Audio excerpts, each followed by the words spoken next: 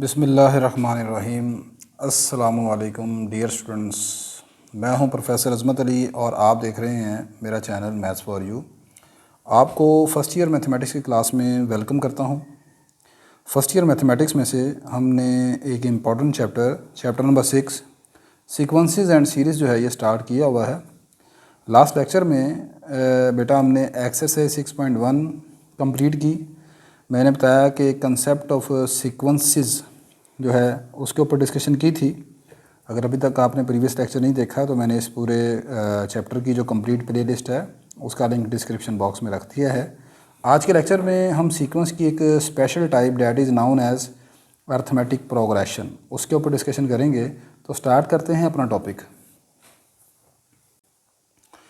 जी next बेटा, arithmetic sequence के लिए एक दूसरा वर्ड प्रोग्रेशन का भी इस्तेमाल किया जाता है। तो लिहाजा अर्थमेटिक सीक्वेंस को आप अर्थमेटिक प्रोग्रेशन भी बोल सकते हैं। और अर्थमेटिक प्रोग्रेशन की जो शॉर्टकट फॉर्म है वो A.P है। ठीक है, तो मैंने लिखा है जी कि एक सीक्वेंस को sequence is called arithmetic sequence if the difference between each two consecutive terms of sequence is same. अगर किसी सीक्वेंस की हर दो कंसेक्टिव टर्म्स, कंसेक्टिव का मतलब है जैसे दूसरी तीसरी तीसरी चौथी चौथी पांचवी, ठीक है, नेक्स्ट टू ईच अदर, तो अगर हर दो कंसेक्टिव टर्म्स के दरमियान जो डिफरेंस आ रहा है वो अगर एक जैसा होगा किसी सीक्वेंस में तो हम उस सीक्वेंस को क्या कहेंगे, अर्थमेटिक सीक्वेंस है। मिसाल के तौर पर ये जो मैंने सीक्वेंस लिखा पहला 1 2 3 4 5, आप देख सकते हैं यहाँ पर जो डिफरेंस है हर दो रकमों के दरमियान वो 1 1 का है। अब डिफरेंस ये निकालना कैसे है, डिफरेंस को हम यहाँ पर डी से डिनोट किया करेंगे। तो यहाँ पर आपने डी डिफरेंस निकालना है तो उसका फार्मूला होगा जैसे second term minus first term. ठीक है, तो सेकंड टर्म इसकी यहाँ पर है 2 के बराबर और फर्स्ट टर्म है यहाँ पर 1 के बराबर। 2 - 1 कितना डिफरेंस आ गया, 1 के बराबर आ गया। अच्छा, ये डिफरेंस आप इससे भी निकाल सकते हैं, D is equal to A3 - A2 से भी। हर दो कंसेक्टिव टर्म के दरमियान, हर दो कंसेक्टिव यानी next to each other, second के बाद थर्ड, थर्ड के बाद फोर। तो यहाँ से आप देख लें A3 3 के बराबर है और A2 2 के बराबर है। आंसर कितना आएगा, 1 के बराबर। तो हर दो रकमों के दरमियान चूँकि डिफरेंस एक जैसा है, लिहाजा ये हमारा जो सीक्वेंस है अर्थमेटिक प्रोग्रेशन है। ठीक है, आगे यहाँ पर जो एग्जांपल नंबर 2 है इसमें भी यहाँ पर अगर आप डिफरेंस निकालें A2 - A1, तो A2 यहाँ पर है 5 के बराबर और A1 है 1 के बराबर, तो डिफरेंस कितना आएगा, 4 के बराबर। तो हर दो रकमों के दरमियान यहाँ पर भी डिफरेंस 4 4 है, लिहाजा ये जो 2 है ये भी अर्थमेटिक सीक्वेंस है। 3 भी आपके पास अर्थमेटिक सीक्वेंस है। यहाँ पर आप डिफरेंस निकाल कर देख लें, A2 - A1, A2 है 3/2 और A1 है 1 के बराबर। 3/2 में से 1 माइनस कर लें, आंसर 1/2 आ जाएगा। आप जहाँ से मर्ज़ी जैसे मर्ज़ी डिफरेंस निकाल लें, आंसर सेम आना चाहिए। जैसे यहाँ पर मैं इसकी चौथी रकम में से A4 में से A3 को माइनस करता हूँ तो तब भी आप देखेंगे डिफरेंस एक जैसा आएगा। A4 आपके पास यहाँ पर है 5/2 के बराबर और A3 आपके पास है 2 के बराबर। तो यहाँ से 5/2 में से 2 निकाल दें, बाकी आपके पास फिर रह जाएगा 2 के बराबर 1/2। ठीक है, अब आप अगर इसकी चौथा एग्जांपल देखें तो यहाँ पर डिफरेंस आप निकालेंगे तो A2 - A1 24 - 27, आंसर बनेगा -3 के बराबर। इसी तरह अगर आप A3 में से A2 को निकाल लें 21 - 24, तब भी डिफरेंस आएगा -3 के बराबर। ठीक है, तो ये डिफरेंस आपका नेगेटिव भी हो सकता है, पॉजिटिव भी हो सकता है। ज़ीरो डिफरेंस तब होगा अगर ये सीक्वेंस कांस्टेंट सीक्वेंस हो। अच्छा, तो ये आपके पास कुछ एग्जांपल थी जो कि आपके पास अर्थमेटिक सीक्वेंस को शो करती हैं। नेक्स्ट यहाँ पर हम अर्थमेटिक सीक्वेंस की टर्म्स का फार्मूला लिखने जा रहे हैं। मैंने लिखा जी कि if the first term of arithmetic progression is A.P mean arithmetic sequence arithmetic progression. अगर किसी सीक्वेंस की अर्थमेटिक प्रोग्रेशन की पहली रकम को आप A से भी डिनोट कर सकते हैं और A1 से भी डिनोट कर सकते हैं। ठीक है, and common difference is D। अगर किसी अर्थमेटिक प्रोग्रेशन की पहली रकम A के बराबर है और इसका डिफरेंस D है, then terms of arithmetic progression, तो उस अर्थमेटिक प्रोग्रेशन की जो रकमें बनेगी उनका जो फार्मूला वो ये होगा, पहली टर्म A है, अगर ये A + D होगी, फिर तीसरी टर्म होगी A + 2D, फिर चौथी टर्म होगी A + 3D, अप टू सो ये प्रोसीजर चलता जाएगा। इसकी nth टर्म और इसकी जर्नल टर्म जिसे बोलते हैं उसका फार्मूला ये बनेगा AN = A + n - 1D। आप गौर करें कि इसकी जो तीसरी टर्म है उसका फार्मूला है A + 2D। तो यहाँ पर अगर 3 है तो 3 यहाँ पर कितना है, 2 है, यानी जो नंबर A के नीचे होगा उससे एक पिछला नंबर आपने डी के साथ लिखना है। अगर आप इसकी चौथी टर्म पर गौर करें तो इसकी चौथी टर्म बनती है ए प्लस 3d। तो अगर यहाँ पर 4 है तो फिर यहाँ पर क्या है 3 है, ठीक है। तो इन दी सिमिलर वे यहाँ पर अगर ए एन है, एन से पिछला नंबर होगा n-1, तो ए एन का फार्मूला बनेगा, यहाँ पर देखें n-1 है, यहाँ पर ए के नीचे n है, ठीक है। तो ए एन का फार्मूला बनेगा a प्लस n-1d, और डी का फार्मूला है A N minus a n-1, यानी कि difference between two consecutive terms, ठीक है। तो अब अगला जो मैं आपको बताने लगा वो ये है कि अर्थमेटिक सीक्वेंस की रकमों को लिखने का एक दूसरा फार्मूला भी हमारे पास है, उसको भी ज़रा देख लें। लीजिए, alternative way to represent terms of arithmetic progression. जैसे कि मैंने अर्थमेटिक प्रोग्रेशन में बताया कि अर्थमेटिक प्रोग्रेशन ऐसा है जिसकी हर दो रकमों के दरमियान कंसेक्टिव जो डिफरेंस है वो एक जैसा होता है। तो इसकी रकमों को ऐसे भी लिख सकते हैं हम, if first term is A and the common difference is D. अगर फर्स्ट टर्म ए है और डिफरेंस डी है, देन इसकी सेकंड टर्म का फार्मूला बनेगा, वो तो वही है a1 प्लस डी। इसकी थर्ड टर्म ऐसे भी मालूम की जा सकती है, सेकंड टर्म में डी जमा कर दें। चौथी टर्म ऐसे भी मालूम की जा सकती है, थर्ड टर्म में डी जमा कर दें, अप टू सन चलता जाएगा। इसकी एन टर्म कैसे मालूम होगी, इससे पिछली टर्म होगी n-1, उसमें डी जमा कर दें, यानी कि हर पिछली रकम में आप डी जमा करते जाएँ तो आपको अगली रकम मिलती जाएगी। क्लियर होगी बात कि नहीं। तो अब यहाँ से आपके पास अगली चीज़ ये है कि हम एक्सरसाइज 6.2 को स्टार्ट करने जा रहे हैं। तो आज के लेक्चर में हम एक्सरसाइज 6.2 को इंशाल्लाह कंप्लीट करेंगे। वीडियो की लेंथ थोड़ी सी इंक्रीज़ कर सकती है, तो आपने भी पेशेंटली डिफरेंट सिटिंग्स में आप इसको देख सकते हैं। तो स्टार्ट करते हैं एक्सरसाइज 6.2 को। ले बेटा, क्वेश्चन नंबर 1 हमारे पास है, कहता है right the first 4 term of arithmetic progression. आपने अर्थमेटिक प्रोग्रेशन की पहली 4 रकमें लिखनी हैं। इफ़ पहला पार्ट, अगर इसकी फर्स्ट टर्म जो है वो 5 के बराबर है और अदर 3 कंसेक्यूटिव टर्म्स, कंसेक्यूटिव का लफ्ज़ मैं जैसे पहले भी आपको बता चुका हूँ, next to each other, next to each others, ठीक है, यानी आगे पीछे आने वाली रकमें वो कुछ इस तरह हैं। पहली रकम 5 है और अगली कोई 3 रकमें ये हैं 23, 26, 29। ये नहीं पता ये कौन सी रकमें दी हुई हैं, बस ये बताया कि ये 3 कंसेक्यूटिव टर्म्स हैं। याद रखें कि आपने अर्थमेटिक प्रोग्रेशन की जब भी की टर्म मालूम करनी है ना, आपको 2 चीज़ों की ज़रूरत होगी। एक तो इसकी फर्स्ट टर्म पता होनी चाहिए हमें, क्या पता होना चाहिए, फर्स्ट टर्म, और दूसरा फर्स्ट टर्म को हम A1 से या A से डिनोट करेंगे। दूसरा, अर्थमेटिक प्रोग्रेशन की रकम मालूम करने के लिए आपको कॉमन डिफरेंस का पता होना चाहिए, कॉमन डिफरेंस का पता होना चाहिए, कॉमन डिफरेंस मीन डी, इसका पता होना चाहिए आपको। तो यहाँ पर देखो फर्स्ट टर्म तो हमें पता है A1 5 के बराबर है, डिफरेंस डी कैसे निकालना है आपने। यहाँ पर ये देखो 3 कंसेक्यूटिव टर्म है ना, तो इनमें से कोई सी 2 को माइनस कर लो, कोई सी 2 मतलब कंसेक्यूटिव को, 26 माइनस 23, आंसर कितना आ जाएगा, 3 के बराबर आ जाएगा। ठीक हो गया, डिफरेंस डी हमें पता चल गया। अब मैंने मालूम करनी है पहली 4 रकमें। तो A1 तो मेरे पास 5 के बराबर है, A2 का फार्मूला क्या बनेगा, A2 का फार्मूला है A1 प्लस डी। तो A1 की वैल्यू 5 है, D कितना 3 के बराबर है, आंसर कितना आ गया, 8 आ गया। आगे मुझे चाहिए A3, तो A3 का फार्मूला 2 लिख सकता हूँ। एक तो ये वाला फार्मूला A1 प्लस 2D, इससे भी मैं निकाल सकता हूँ, या फिर A3 का फार्मूला लिख सकता हूँ मैं A2 जमा D, ठीक है, यानी A2 में D जमा कर लूँ। तो दोनों फार्मूले हम लिख सकते हैं। चलो मैं इससे निकालता हूँ, A1 जमा 2D से, दोनों से निकाल के दिखाता हूँ आपको। A1 की कीमत 5 है, D की कीमत 3 है, तो ये आ जाएगा 2 3 6 प्लस 5 11। यहाँ से देखो A2 8 है, D कितना है, D हमारे पास 3 है, आंसर कितना आएगा 11। तो दोनों सूरतों में आपका आंसर सेम आएगा। ठीक होगी बात ये। तो अब आपकी मर्ज़ी है, आप जो सा मर्ज़ी तरीक़ाकार इस्तेमाल कर सकते हो। आगे निकालना है हमने A4 का फार्मूला है A1 जमा 3D, ठीक है। तो A1 हमारे पास कितना निकला है 5, 3, D कितना है 3, तो ये कितना आ जाएगा 3 3 9, 9 प्लस 5 14, ठीक है। तो ये हमारे पास क्वेश्चन नंबर 1 का फर्स्ट पार्ट कंप्लीट हो गया। अब सेकंड पार्ट देखते हैं। ले बेटा, नेक्स्ट आपके पास सेकंड पार्ट में A5 यानी 5th term, this is called 5th term. क्या बोलते हैं इसे, 5th टर्म। तो फिर इसे क्या कहना चाहिए, this is called 9th term. तो सीक्वेंस की 5वीं टर्म जो है वो 17 के बराबर है और इसकी 9th टर्म 37 के बराबर है। तो आपने मालूम क्या करना है, पहली 4 टर्में, पहली 4 टर्म का मतलब A1, A2, A3, A4। अब ये 4 टर्म मालूम करने के लिए हमें किस किस चीज़ की ज़रूरत होगी, एक तो मुझे A1 की ज़रूरत है और दूसरा D की ज़रूरत है। अगर मैं ये 2 चीज़ें मालूम करने में कामयाब हो गया तो फिर समझ रहे हैं मैं बाकी रकमें मालूम कर लूँगा। अब होगा क्या, कैसे करूँगा। गिवन आपको बेटा ये है कि A5 जो है वो 17 के बराबर है, ठीक है।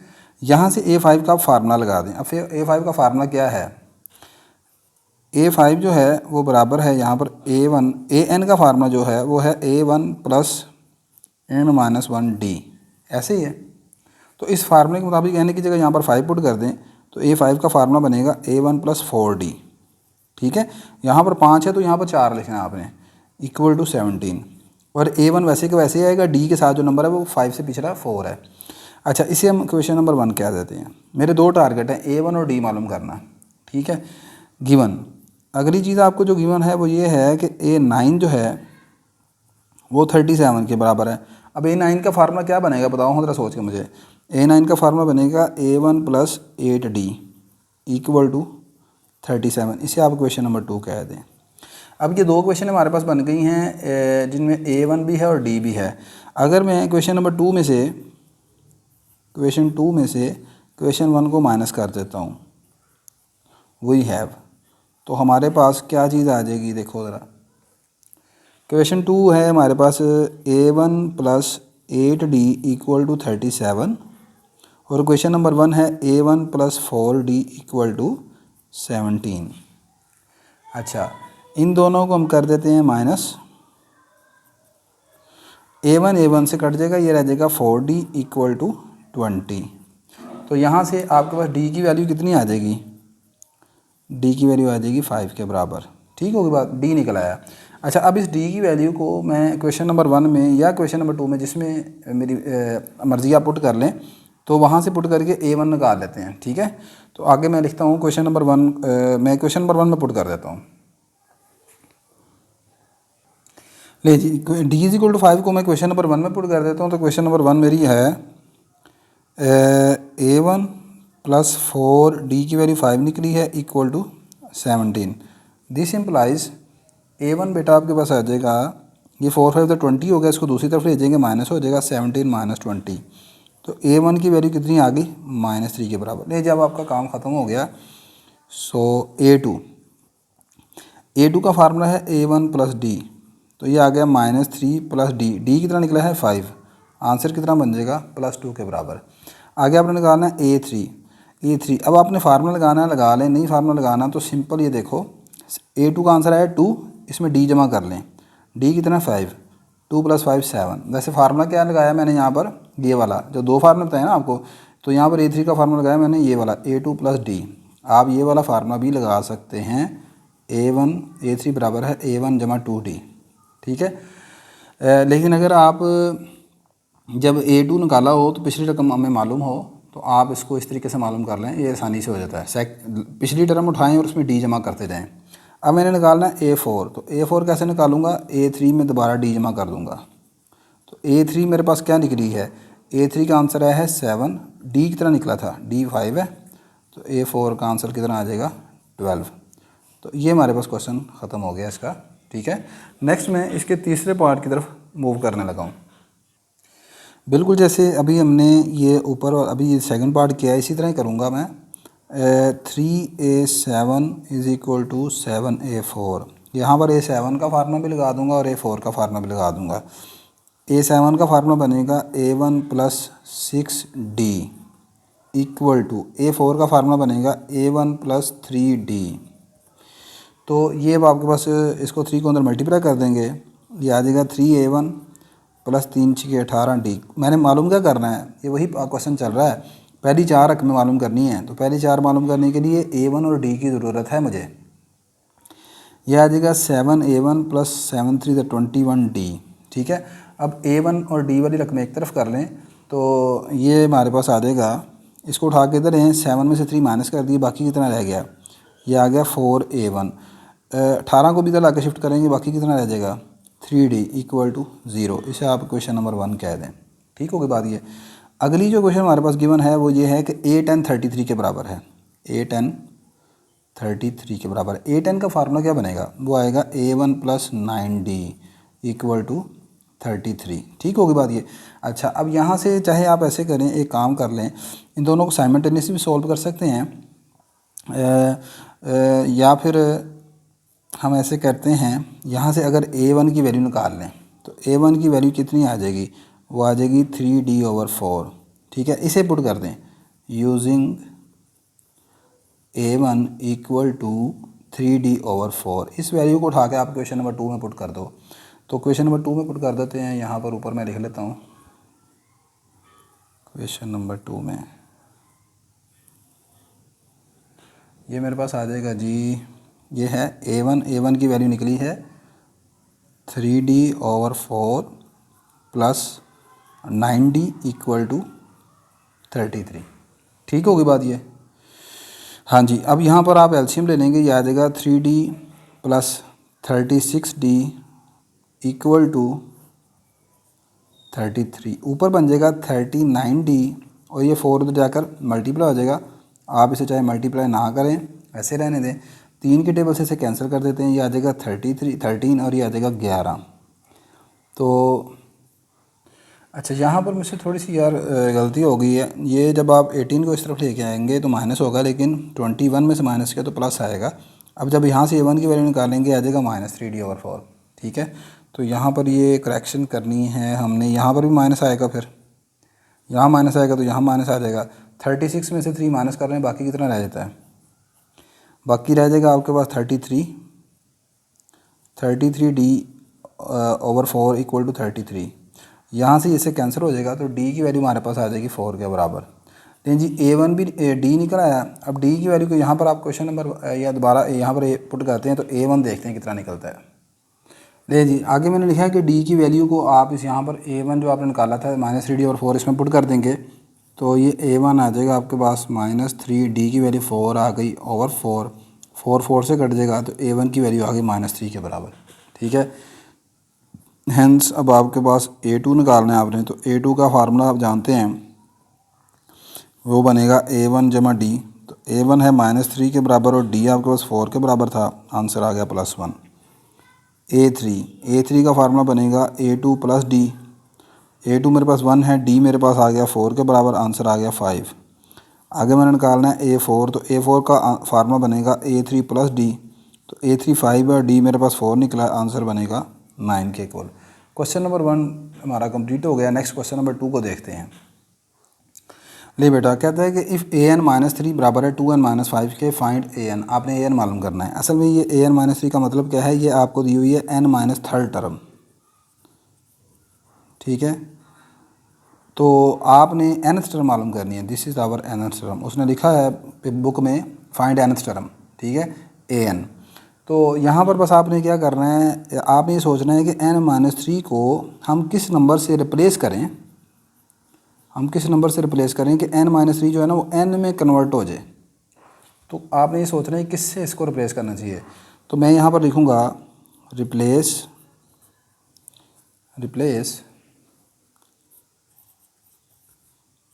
n is equal to n+3। यहाँ पर अगर हम n की जगह n+3 लिख दें तो वी हैव,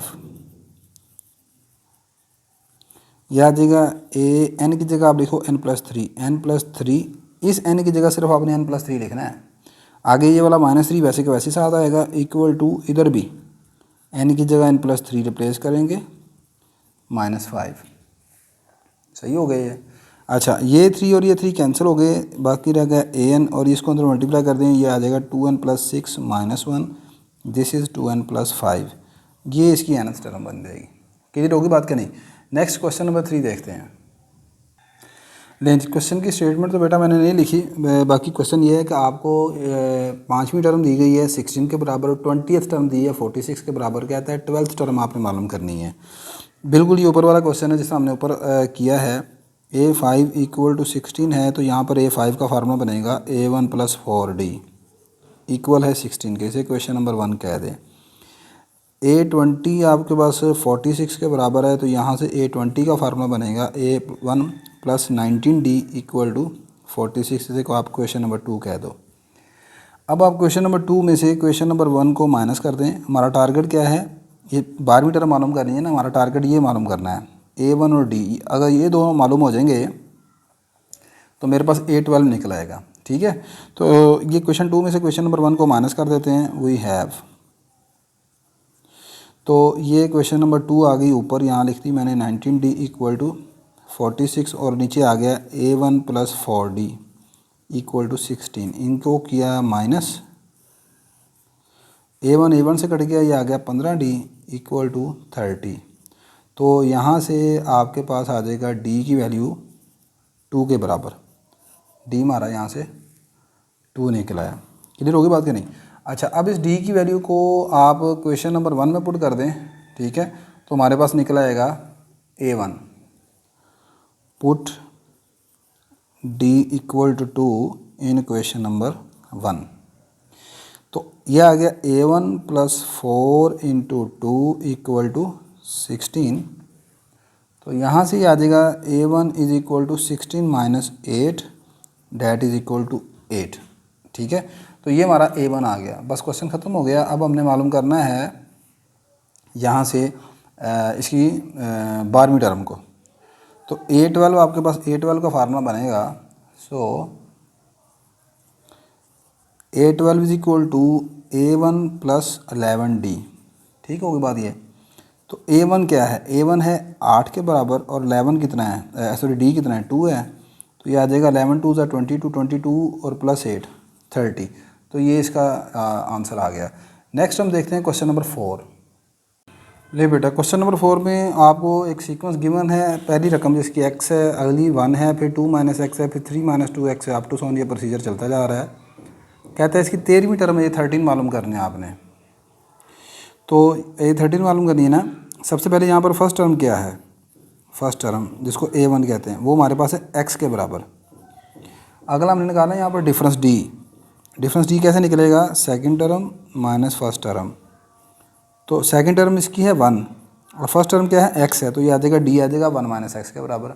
अब आपने मालूम करना है A13। तो A13 का फार्मूला है A1 प्लस 12D। ठीक होगी बात ये। तो A1 किसके बराबर था? x के बराबर था। 12D किसके बराबर है? 1 माइनस एक्स के बराबर है।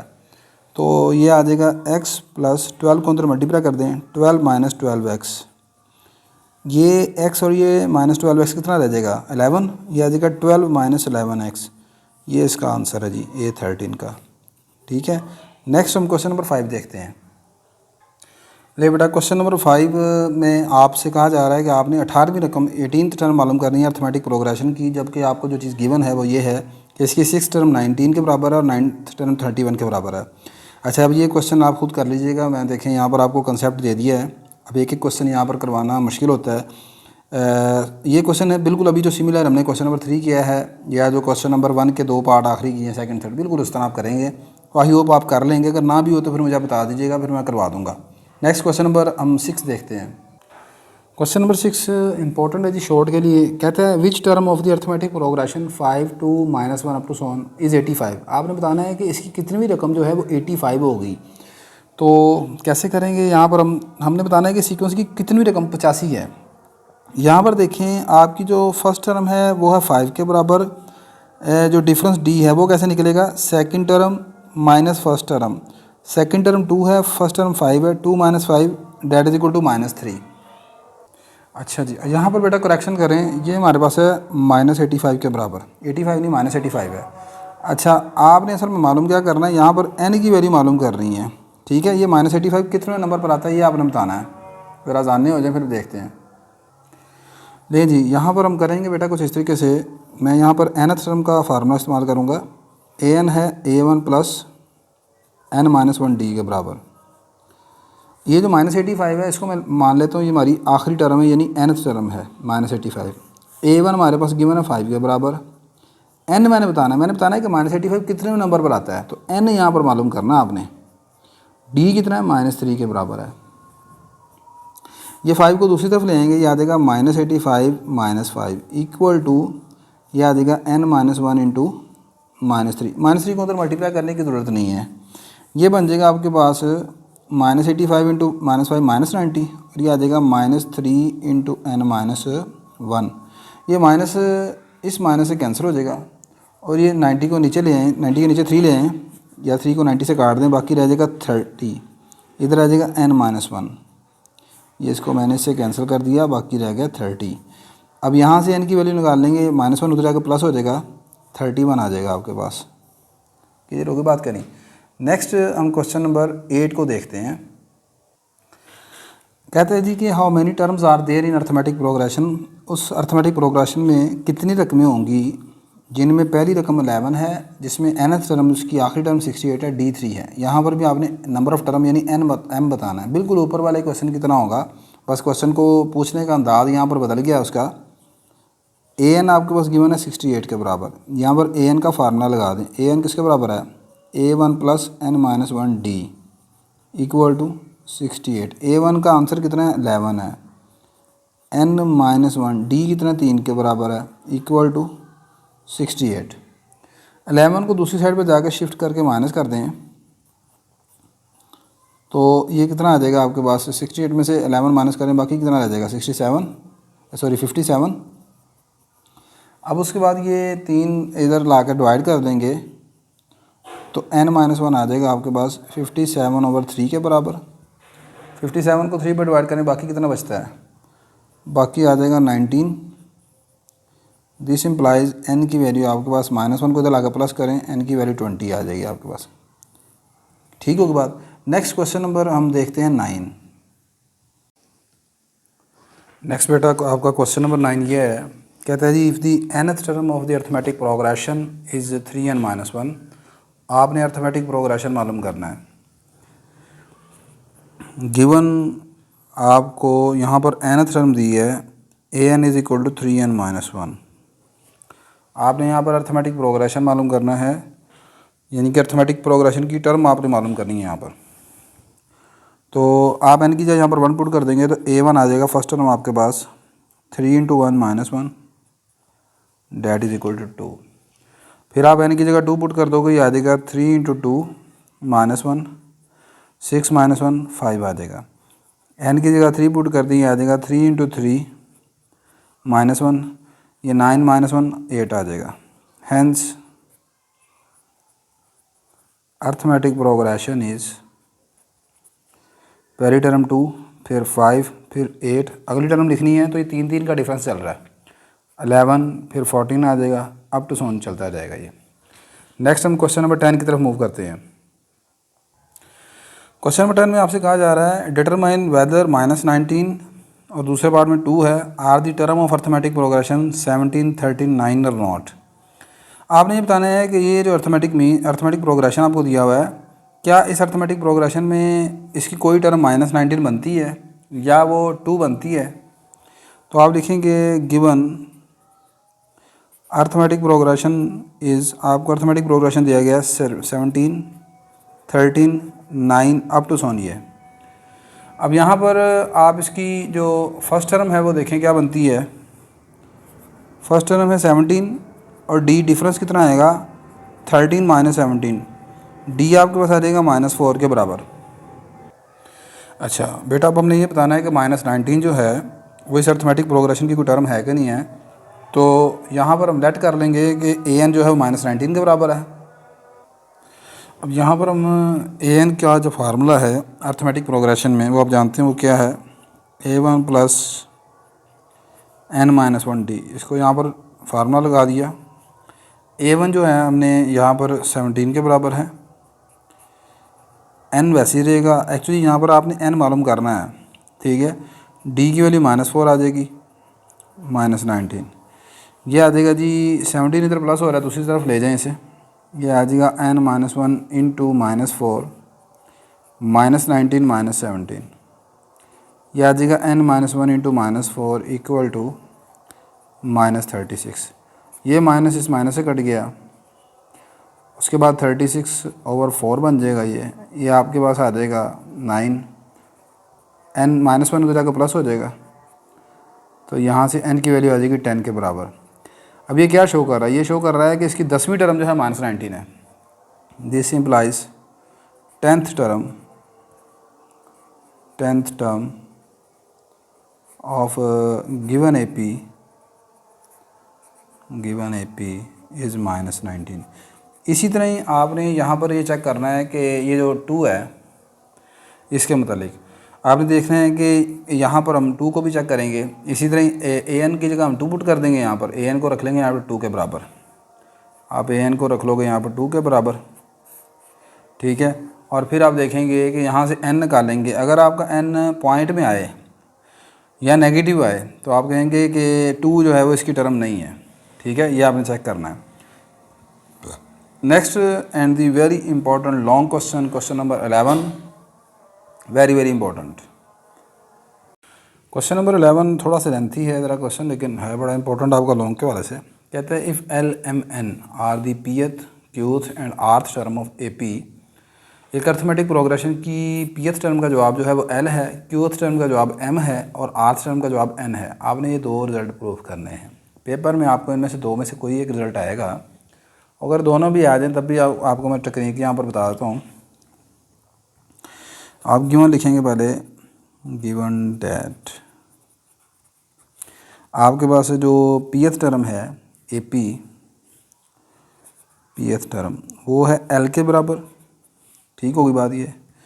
उसके बाद यहाँ पर जो आपकी क्यू टर्म है ए क्यू वो एम के बराबर है, और आपकी जो आर्थ टर्म है ए आर वो बराबर है एन के। अच्छा, अब ए पी का फार्मूला क्या बनेगा पता है आपको? देखो जी, ए एन का फार्मूला होता है a first term n-1 into common difference d, this is the formula of a N.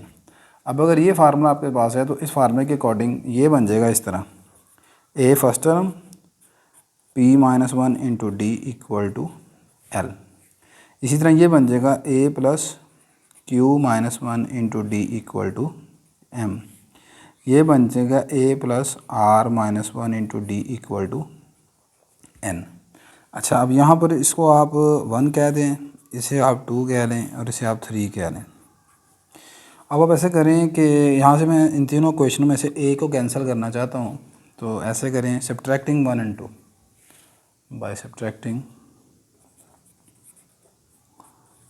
1 and 2, 1 और 2 को सब्ट्रैक्ट कर लें तो ये मेरे पास आ जाएगा a plus p-1 into D, इसमें से मैंने माइनस कर दिया 2 को, 2 की लेफ़्ट साइड है a plus q-1 into d equal to, इधर यहाँ पर 1 की राइट साइड है l और इधर 2 की राइट साइड है m, तो ये इस तरह आ जाएगा। अच्छा, अब यहाँ पर आप ऐसे करें, d को अंदर मल्टीप्लाई कर दें, ये मुझसे थोड़ी सी मिस्टेक हो गई थी इसलिए मैंने इसको मिटा दिया है।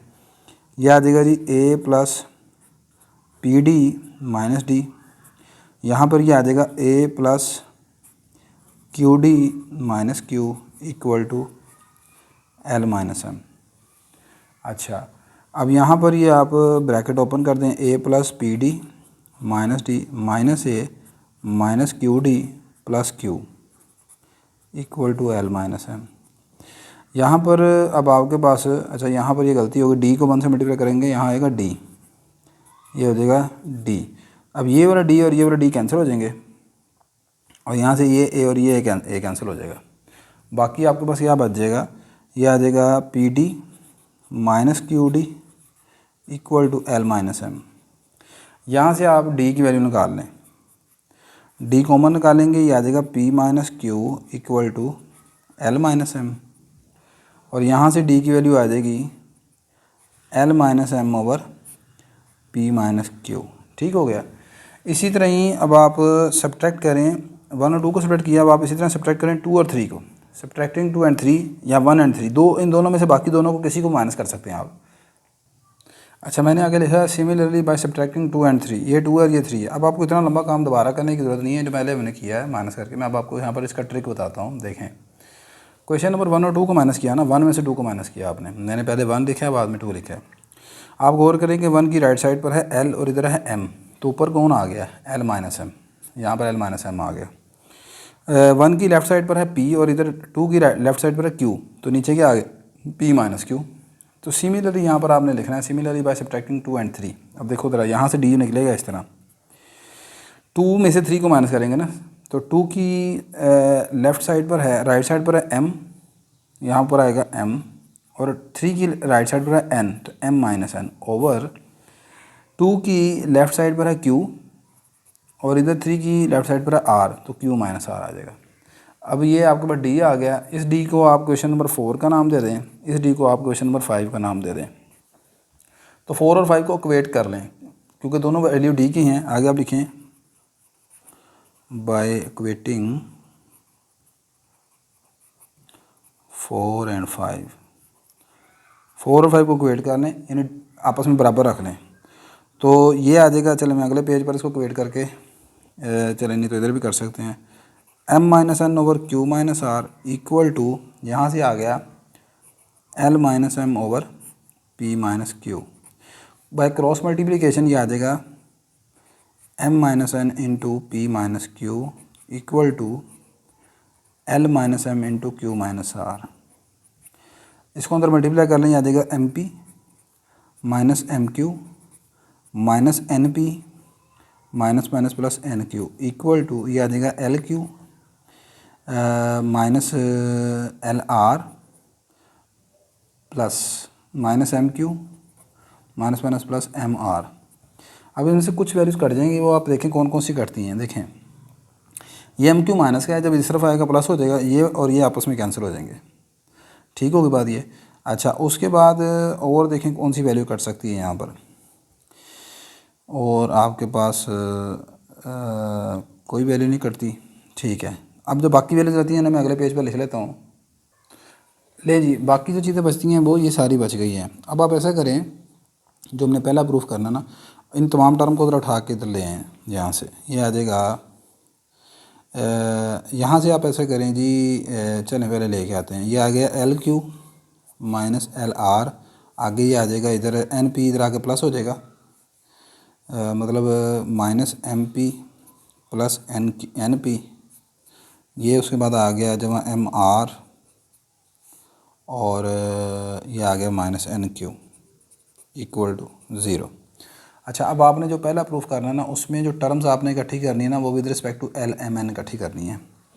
टुगेदरिंग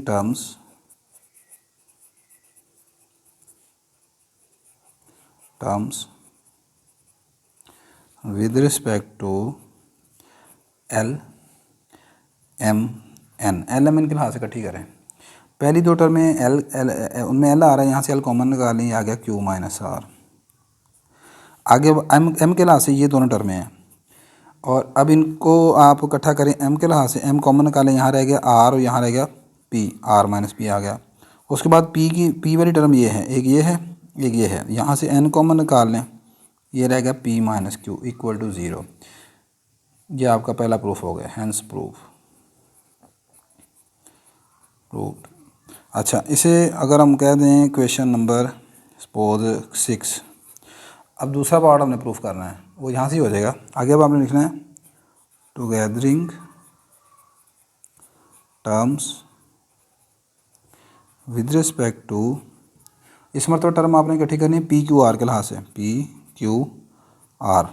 ठीक होगी बात ये।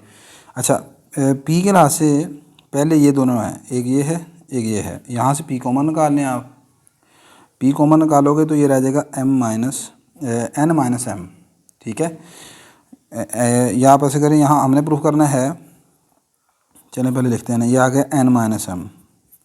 आगे आर कॉमन निकालें, आर एक इसमें है और एक आर इसमें है, यहाँ से आप आर कॉमन निकालते हैं, ये है एम माइनस एल। ठीक होगी बात ये, प्लस ये इसमें क्यू है, इसमें भी क्यू है, इन दोनों में से आप क्यू निकालते हैं, ये रह जाएगा l minus n equal to 0। ठीक होगी बात ये। अच्छा, अब प्रॉब्लम ये है कि जो आपने प्रूफ करना है ना, उसमें यहाँ पर लिखा है एम माइनस एन, यहाँ पर लिखा है एल माइनस एम, यहाँ पर लिखा है एल माइनस एल, यानी ये दूसरे वाले नंबर पहले लिखे हुए हैं।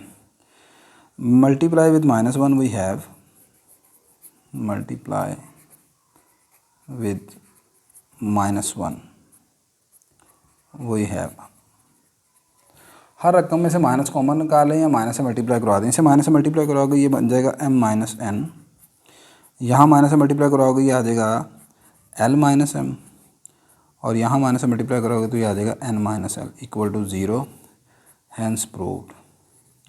तो ये आपके पास दोनों पार्ट हो गए प्रूफ। अब आपकी एक्सरसाइज का बचा है एक लास्ट क्वेश्चन नहीं अभी अब ये आपके रहते हैं 2-3 क्वेश्चन और रहते हैं। क्वेश्चन नंबर 12 देखते हैं। क्वेश्चन नंबर 12 में आपको कहा जा रहा है कि आपने इस सीक्वेंस की nth टर्म मालूम करनी है। आप गौर करें कि जो सीक्वेंस है इसकी हर टर्म में डिनोमिनेटर में एक तो 3 है और हर रकम के ऊपर स्क्वायर है। रकमें चेंज हो रही हैं तो नोमिनेटर वाली हैं। यहाँ पर 4 है, यहाँ पर 7 है, यहाँ पर 10 है।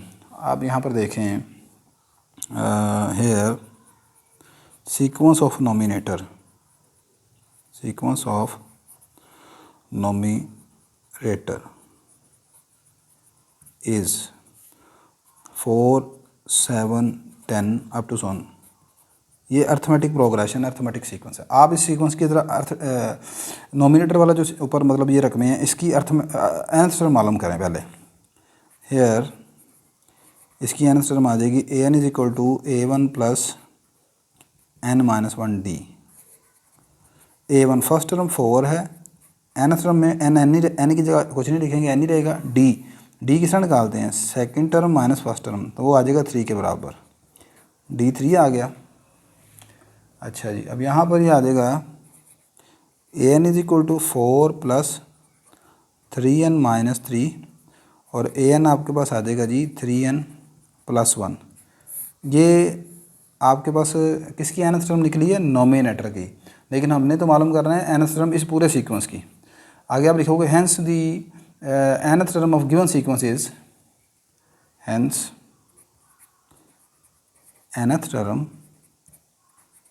ऑफ गिवन सीक्वेंस इज़, उसका नाम आप चाहे bn रख लें उस सीक्वेंस के nth टर्म का।